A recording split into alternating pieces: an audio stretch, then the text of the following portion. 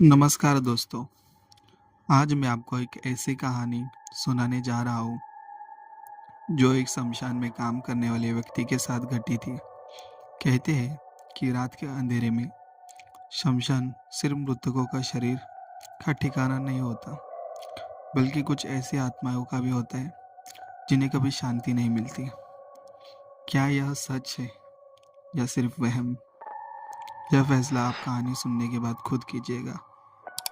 मेरा नाम गणेश है। मैं महाराष्ट्र के एक छोटे से गांव में शमशान घाट में 15 सालों से काम कर रहा था। दिन हो या रात, किसी की मृत्यु होने पर अंतिम संस्कार की सारी व्यवस्था करना मेरी जिम्मेदारी थी। इतने वर्षों में मैंने न जाने कितनी चिताएं जलती हुई देखी थी, लेकिन मुझे कभी किसी भूत प्रेत पर विश्वास नहीं हुआ। लेकिन एक रात ऐसा कुछ हुआ जिसने मेरी पूरी जिंदगी बदल दी। बरसात का मौसम था। उस रात करीब 11 बजे गांव के एक बुजुर्ग व्यक्ति का निधन हो गया था। अंतिम संस्कार देर तक चल रहा था और सभी लोग लगभग 12 बजे शमशान से चले गए। लेकिन चिता पूरी तरह बुझने तक मुझे वहीं रुकना था। पूरे शमशान में मैं बिल्कुल अकेला था। चारों ओर अंधेरा फैला हुआ था। ठंडी हवा चल रही थी और दूर वही कई कुत्ते की रोने की आवाज़ सुनाई दे रही थी। मैं चिता के पास बैठा हुआ था कि तभी मेरे कानों में पायल की आवाज़ सुनाई दी और मैंने तुरंत इधर उधर देखा, लेकिन वहाँ कोई नहीं था। मैंने सोचा शायद मेरा भ्रम होगा। कुछ मिनट बाद वही आवाज़ फिर सुनाई दी, इस बार पहले से ज़्यादा साफ। ऐसे लग रहा था कोई मेरे पीछे चल रहा हो।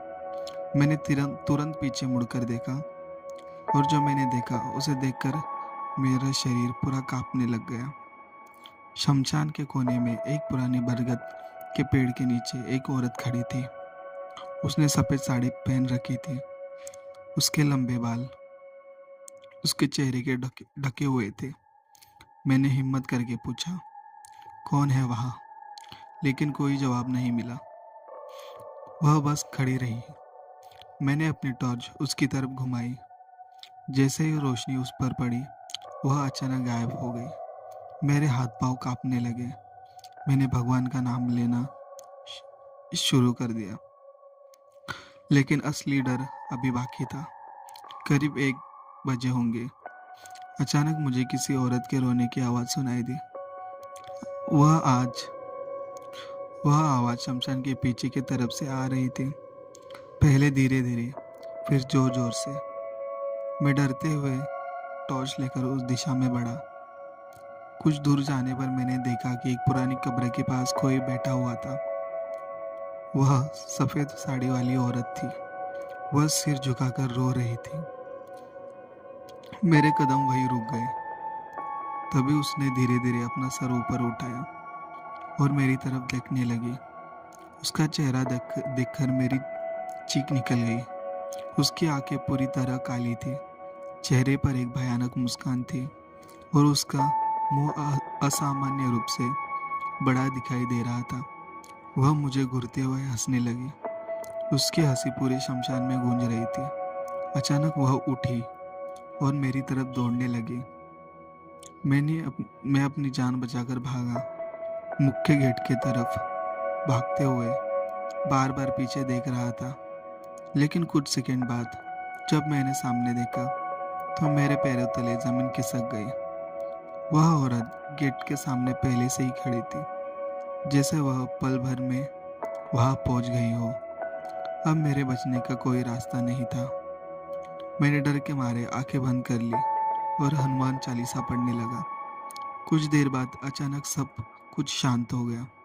न पायल की आवाज़, न रोने की आवाज़, न वह औरत।